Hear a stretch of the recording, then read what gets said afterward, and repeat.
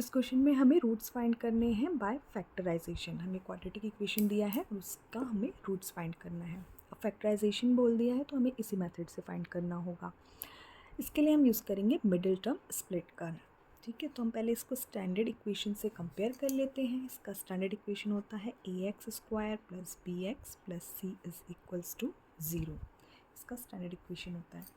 यहाँ से आप कंपेयर करेंगे तो आपको a की वैल्यू 9, b की वैल्यू -3 और c की वैल्यू -2 मिल जाएगी।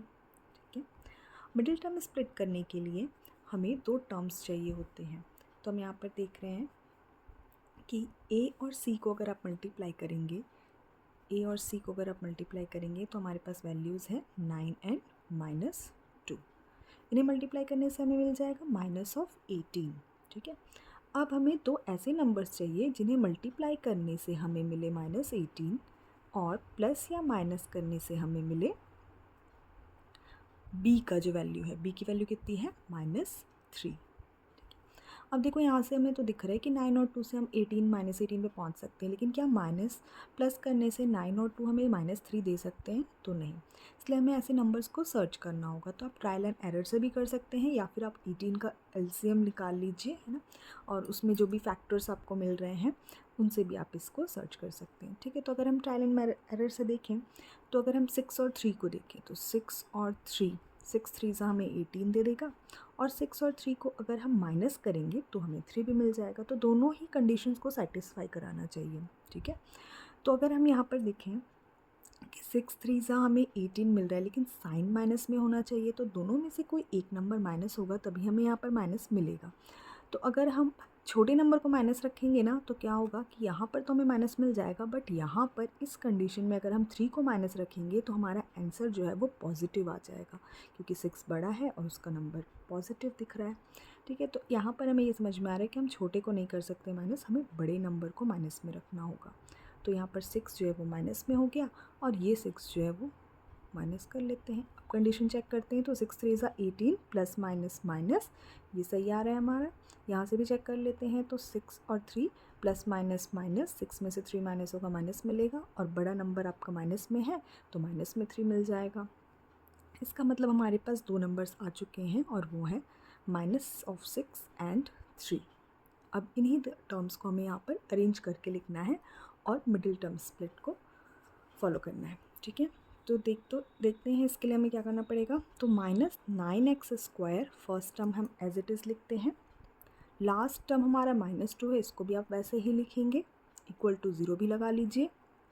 अब ये जो -6 और 3 है इसको हमें मिडिल टर्म जो था उसकी जगह पर लिखना है ना। तो यहाँ पर आप विथ साइन, 6 के सामने जैसे माइनस है तो माइनस, मिडिल टर्म में x का कोएफिशिएंट है x, 3 जो है वो प्लस में है तो +3x। इस तरीके से हमने क्या किया, मिडिल टर्म को स्प्लिट कर लिया।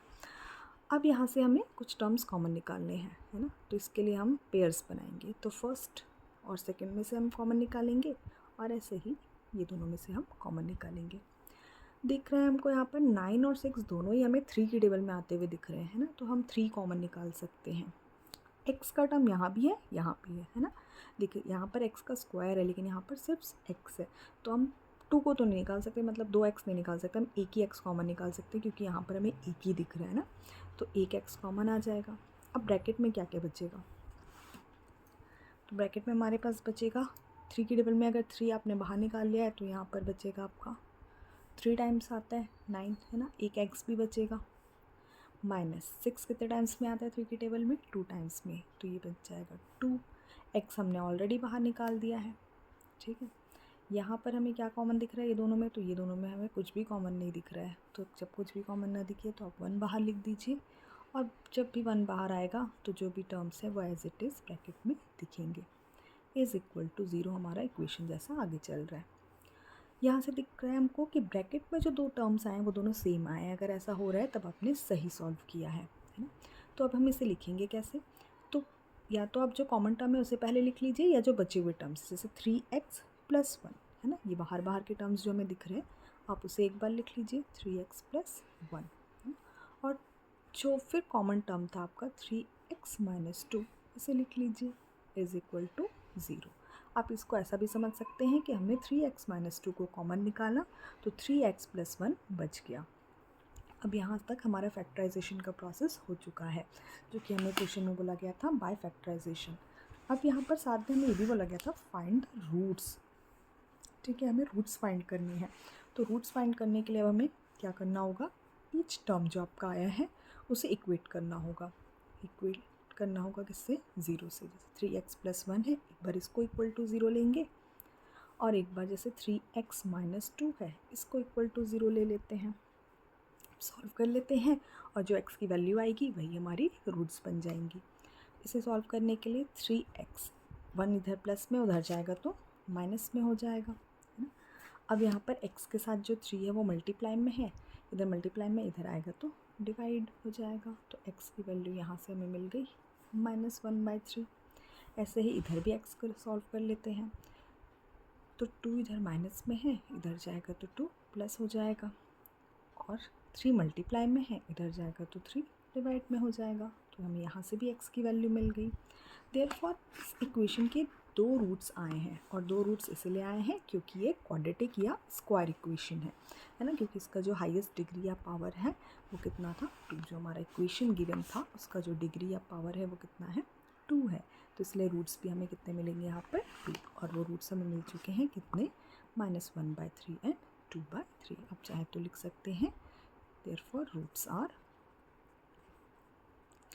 x = -1/3 and 2/3।